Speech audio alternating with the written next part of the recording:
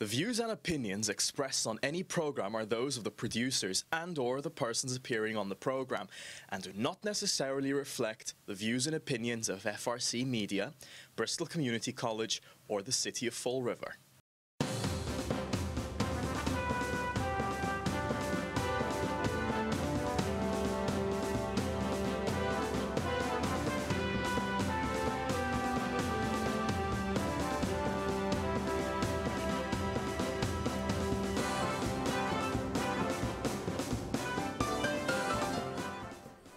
Well, hello. Welcome to Spindle City Straight Talk. I'm Chip. And I'm CJ. And it's Monday, the beginning of another week in the Riv. And the weekend was not, shall we say, uneventful. The weekend started out with a huge fire in the Flint. Flint Hardware burnt down. Yep. And then, of course, the Super Bowl, the Patriots lost. Yes. So, well, and rioting broke out at UMass Amherst. Why? Because they lost? Because they lost. Oh.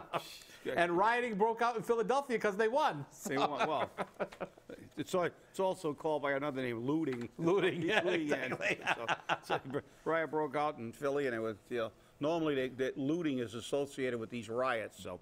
Yeah, but you got to admit, congratulations, Eagles. They did a really amazing job. They played a very very good game, and I mean, they won. It was, and for once it was nice to see a game that basically wasn't decided by the other team screwing up. Exactly. Exactly. So much. It was like I mean, Brady missed a pass, but it just touched his fingertips. He's 40 years old. He's not a receiver.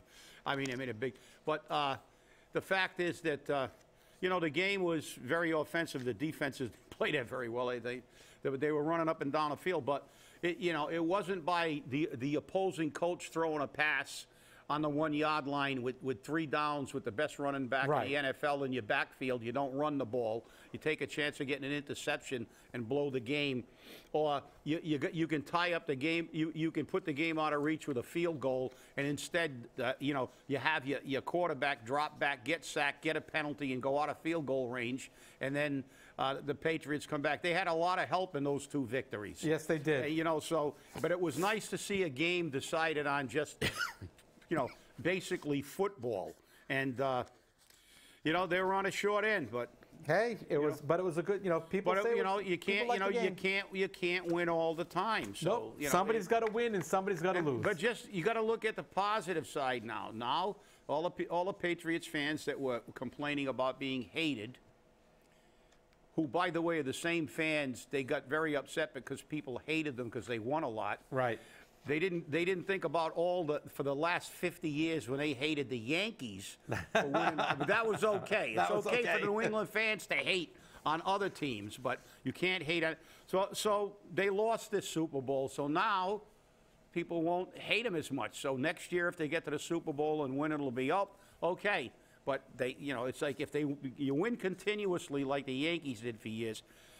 People just they love to see you win at first, but when you win all the time, people don't want to see you win. It's that simple. That's right. I mean, it's human nature. I was happy to see that they didn't win last night. So, they're going to be stormed by Patriots fans. I know. I'm going to get lynched outside. That's right. See you later. But I didn't get happy because I'm an Eagles fan. I wasn't happy. I was just relieved because I was so tired of seeing the Patriots win every time they're there, just about that. It was becoming boring.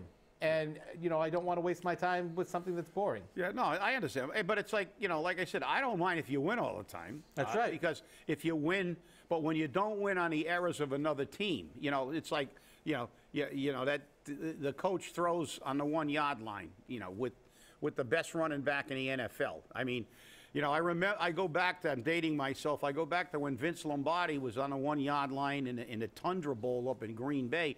It was the championship, and he called a timeout, and he called his players into the huddle, and he said to his players, if you can't get 1 yard, you don't deserve to be the champions. He didn't think about throwing the football. You're on the 1 yard line. You're not going to throw and get an interception. You're on a 1 yard. I get it. And they only had 1 down. Unlike that team who had multiple downs with the best running back. But he said, get it in there.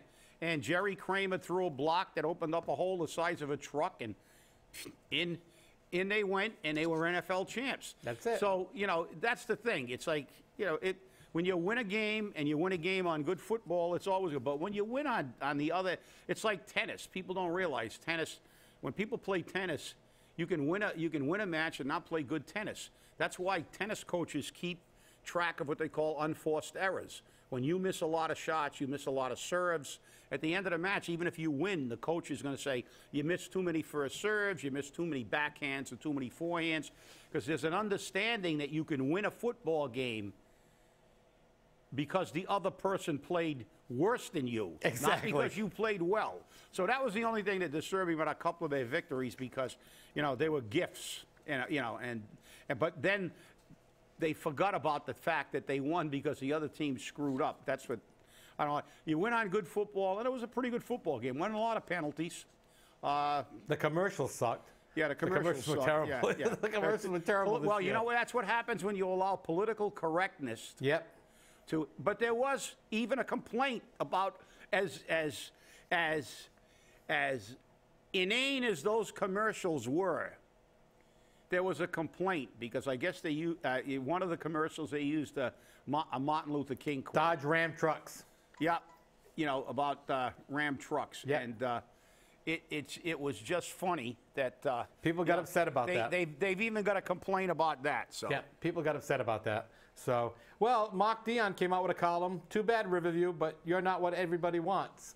Well, we definitely know it's not what the mayor wants. So, it makes it very interesting. But you know, this is going to be a battle that's going to be fought for some time, I think, Yeah. until the property owner decides what they want to do. yeah. And the one thing that you do know, if you live over in Riverview Towers, and I'm sure we have some viewers there, the one thing that you know for sure is the mayor will not, the city will not do project-based housing certificates here.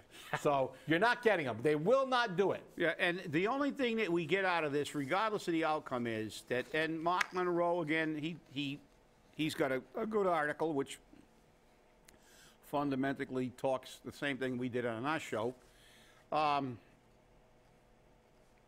They don't want poor people. They don't want old people. Right. They just want yuppies and millennials. That's all they want. Millennials, the people who don't work for a living. But they can't get market rate housing because they always normally live with their mommy and daddy. But the fact is that, you know, he says right here, he says, you know, it's like, you know, the residents are finding out that they don't fit in with the plans to reinvent Fall River as the skinny suit capital of the universe. Right? Makes sense. They're old. The people in those apartments, they're handicapped. And don't giggle. Try not to giggle. They're veterans. Some of them so old, they're Vietnam veterans. A war Jazel knows about only as a rumor. He was probably absent the day they covered it in high school. Right. Well, that's the thing. You know, he's talking to somebody who served this country, is old, you know, absolutely on a fixed income, and there's no compassion. So the bottom line is, you know, again, those people become expendable.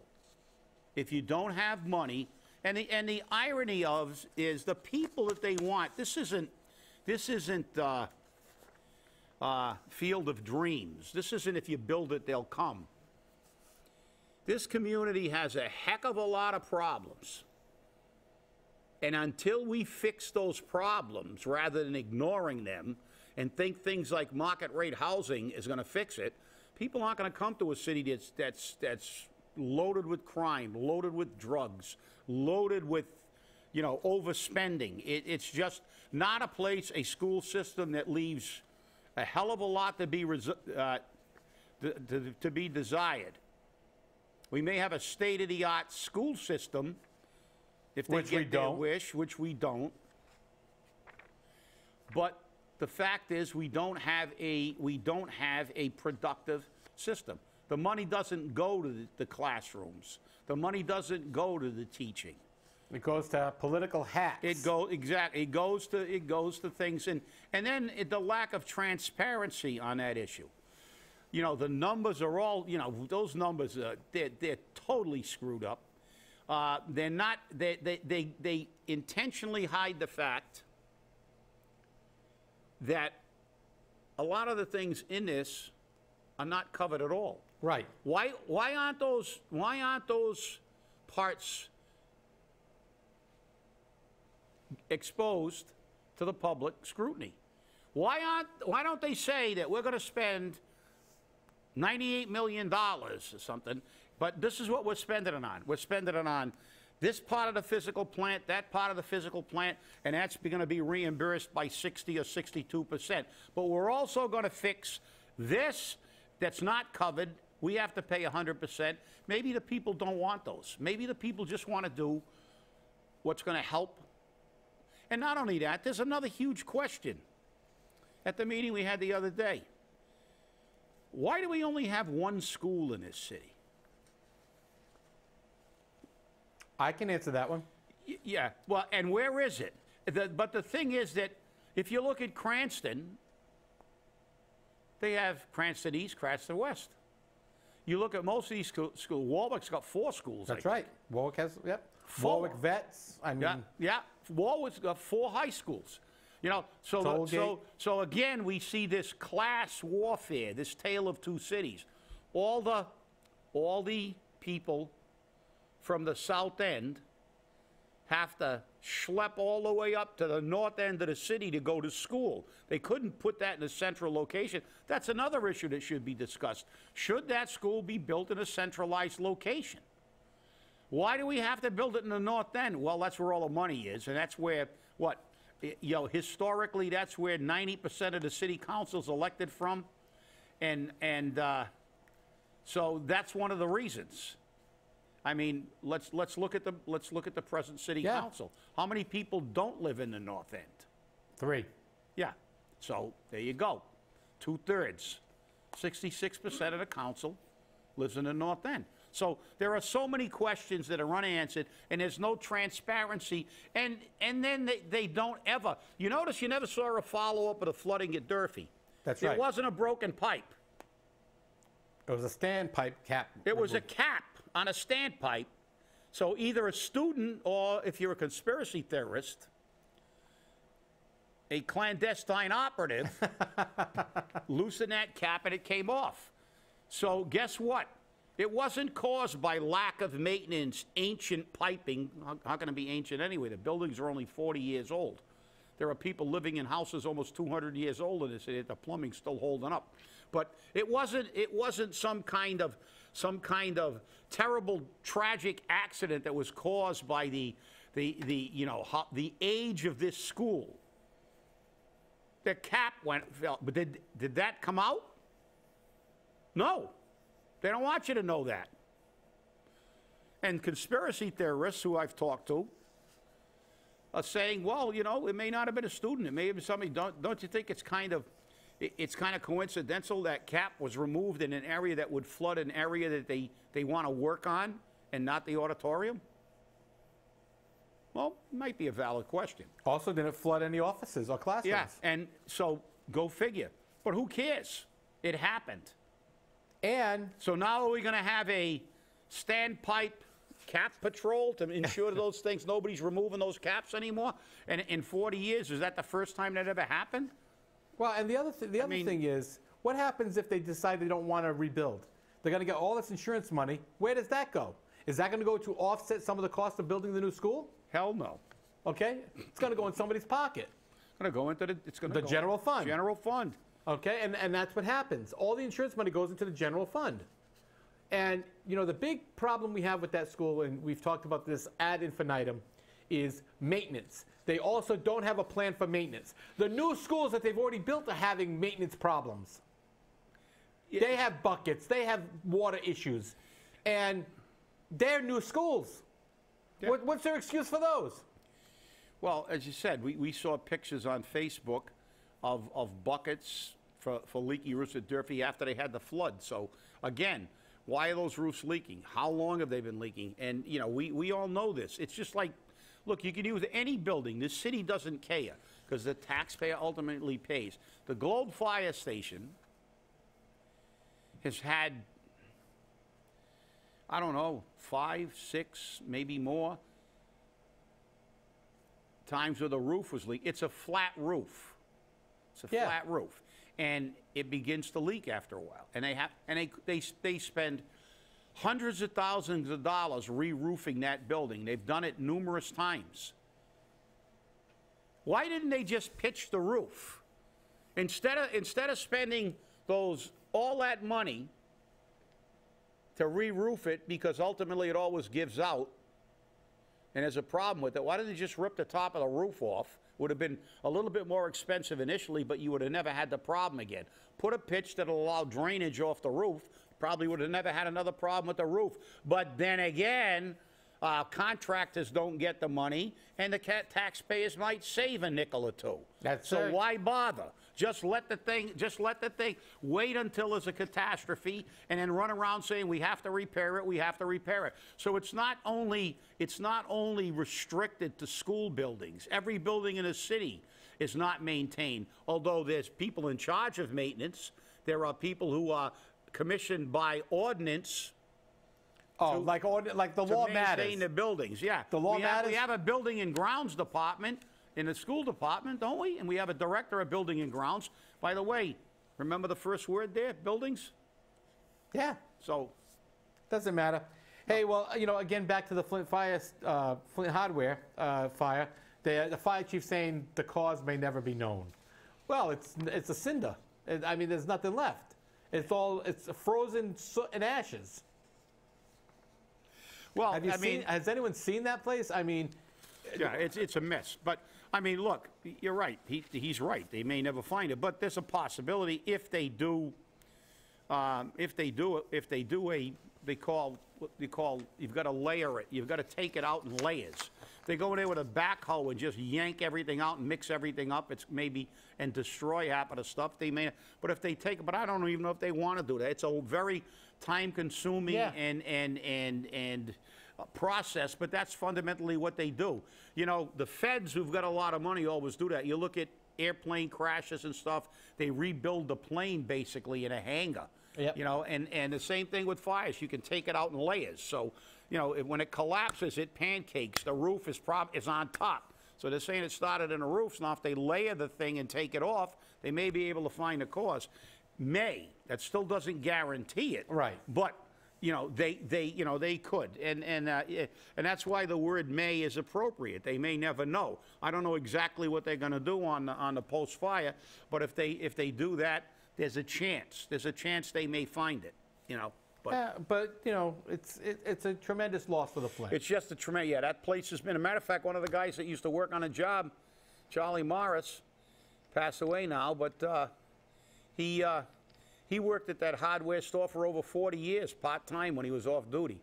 He worked there for years, and it is truly an institution in the Flint. That thing's been there for forever. Today, yeah. Forever.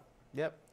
So WBSM 1420 AM and WCVB-TV Channel 5 reported on an investigation into Massachusetts state lawmakers taking hundreds of free trips over the past 5 years, paid for by private organizations and foreign governments. Now, paid for by foreign governments may be an issue, because that's taking foreign money. Yeah, and I'll tell you what. I think we need to get the FBI involved in that.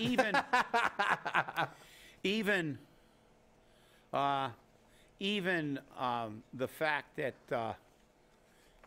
businesses are paying for it. This is the thing that really always makes, we always say stay angry, and it's easy to stay angry because we saw what they did with Mike Roderick's is famous for that. He helped pass an alcohol tax, and then he went to New Hampshire to buy his liquor. So to evade, and he said, oh, it was just a coincidence. Now he's saying that Roderick said now there's no reason for these people to be going there, and if it's being paid by businesses, as the Citizens for Limited Taxation or whatever they're called now says, It's basically influence peddling. They're getting their palm greased. They're getting free trips. So what happens when that business needs something from the legislature? What happens when they need, just like in the federal government, we all remember the congressman who greased the wheels for the pharmaceutical companies, and then when he retired or got bounced out of office, he got $1 million consulting job with the pharmaceutical companies. So, Senator Roderick said there's a partnership called MIT Portugal. There are a number of spin-off companies that are working on either drug or process or whatever. I don't care. You don't have to go there 5 times. Who are you? There's a partnership. You established a partnership. It's working. And the thing that really gets me is they post pictures of themselves on Facebook every time they go, eating in restaurants, dining, and who's in the front of this picture? Did you see this picture? Yes, I have all the pictures. It's Mike Roderick's in the back, and Alan. Alan and Tony. I don't care who lives here. Yep, Alan, Sylvia. Right. I don't care who lives in the apartment as long as they're not poor. Right. So they go on their junkets, and that's what they are, junkets. And they walk in and go, oh, yes, okay, nice partnership, let's go eat. Yeah, well, what's interesting is under state law, no state employee, including elected legislators, can take a gift worth $50 or more, but they can accept tens of thousands of dollars in trips. Yeah. As long as they file a disclosure that explains how the trip serves a legitimate public purpose. Yeah, even if it's absolute BS, because that's what that is. Right. We're going there to check on these spin-off companies because it's really important that we do. Like you're an expert in anything these companies actually do. But the thing is, this is another Michael Aguiar situation because these legislators aren't staying at the Motel 8 or the Motel 6. They're staying at top-notch 5-star hotels, places like Le Méridien in Vienna to the Ritz-Carlton in Puerto Rico. The Ritz-Carlton. Yeah. So again, this is a Michael Aguiar thing. I'm gonna go stay at the Ritz-Carlton in New York, and I'm gonna $3,000 a night for a room, and I don't have to pay for it. Yeah, and that's one of the top destinations for lawmakers is Portugal and the Azores. Yeah. Many of those trips were paid for by the Luso-American Foundation, a group in Portugal that promotes the country's relations with the United States. Representative Antonio Cabral took 11 trips to Portugal and the Azores since 2012. In his disclosure reports on file in the House Clerk's office, he wrote that the purpose of that travel was to promote travel and investment in Massachusetts, which is BS. Yeah, and that's the problem. The problem is they file those disclosure forms, and this, again, shows if you and I do something like that, you're in trouble. But as long as they put any ridiculous excuse, it's gonna foster better relations or blah, blah, blah, they get to go on these junkets. Not once. I mean, if you got one trip somewhere, it would be bad enough. But when you do this on a regular basis, I mean, he went on 5 trips from, what was it, 16? Or what was the date? Mike Roderick's? Yeah, 15. Yep, since 2015, 4 trips. 2015, so it's only, we just got to 18, so figure from 15 to 17. So 3 years, 4 trips. Quite a trip, quite a lot of trips, and they're always there for a reason, and it's always, when you see them there, that was always the question: on whose dime is it? And the thing is, when businesses foot trips, you can't do that, or I can't do that, because they'd say that we're influence peddling, or we're being bribed. It would be, see, if you and I did it, it would be bribery. Right. We'd be accepting bribes. When a regular person does what a legislator does, it's bribed.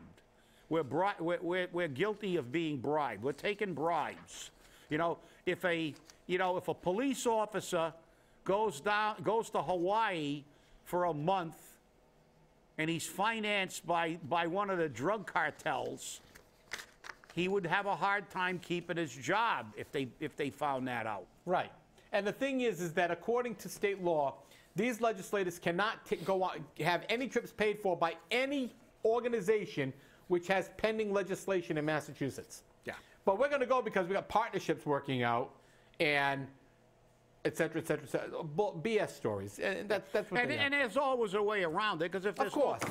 there may be no pending legislation at this time, or one of the friends of this businessman has pending legislation. So this guy picks it up, and then when it's his turn, they flip-flop. The other guy now sponsors the trip for the other. So, you know, again, it just goes to show the lifestyle of the rich and nauseous. And the reality is, and I mean, they said it. Again, it was on, you know, it was on Cheryl Atkinson. They said that they had some retired congressman basically saying, yeah, we do, you know, this is what happens.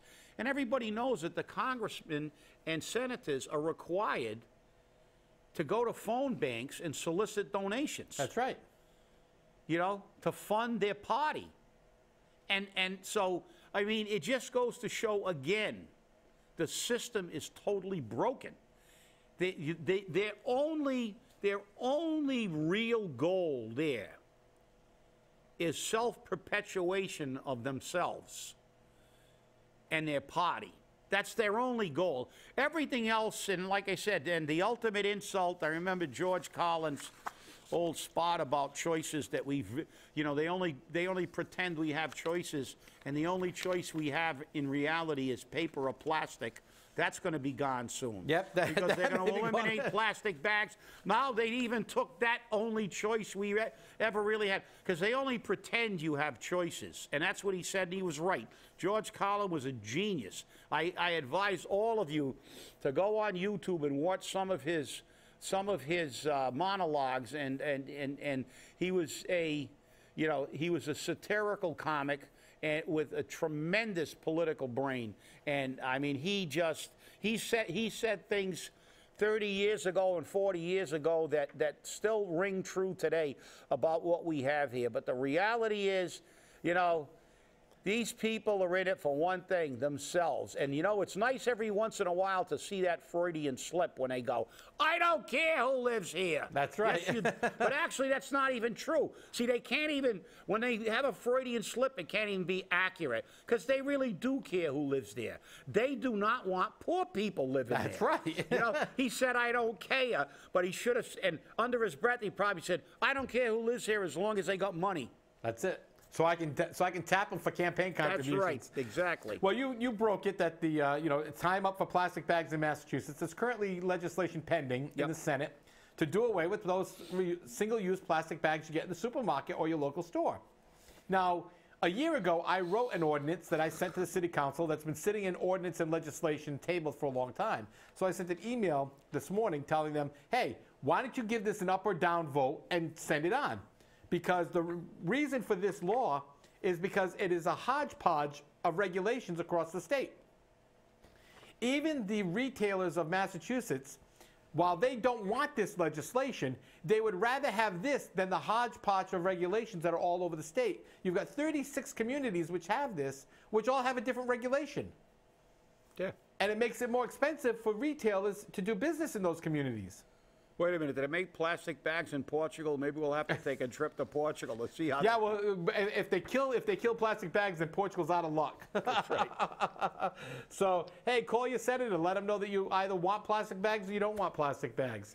It just gets to be ridiculous. It is. And then what are the people going to put into the recycle bins that they're not supposed to? You can't put those plastic bags in the recycle bin. I know, but that's what would they do if they ban them now? They won't have anything to violate the law. They don't use purple bags. I got a new neighbor that's been there for about 6 months, and he's never used a purple bag yet. So, you know, they got every other color but purple. So, who cares, right?